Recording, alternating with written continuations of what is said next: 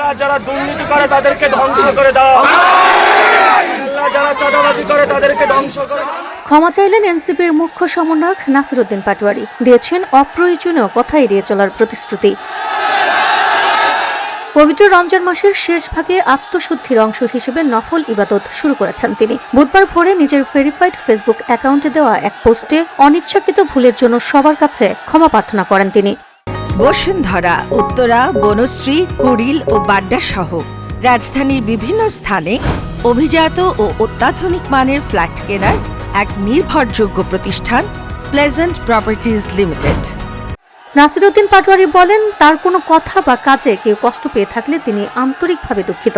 এছাড়া ভবিষ্যতে আরও দায়িত্বশীল ও সংযতভাবে কথা বলার প্রতিশ্রুতিও দেন এই তরুণ রাজনীতিক। সম্প্রতি ঢাকা ৮ আসনের নির্বাচনী প্রচারণায় প্রতিদ্বন্দ্বী বিএনপি নেতা মির্জা আব্বাসের বিরুদ্ধে আক্রমণাত্মক বক্তব্যের কারণে সমালোচনার মুখে পড়েন নাসিরউদ্দিন পাটোয়ারি।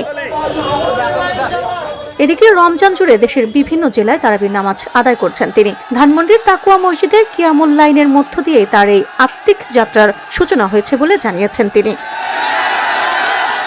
নাসিরউদ্দিন পাটোয়ারি বলেন, বয়োজ্যেষ্ঠ ও শুভাকাঙ্ক্ষীদের পরামর্শে তিনি এখন থেকে ব্যক্তিগত আক্রমণ পরিহার করে গঠনমূলক রাজনীতিতে মনোযোগ দেবেন। দেশের রাজনৈতিক, অর্থনৈতিক ও সাংস্কৃতিক উন্নয়নে কাজ করে যাওয়ার প্রত্যয়ও ব্যক্ত করেন তিনি। VOD Bangla news desk.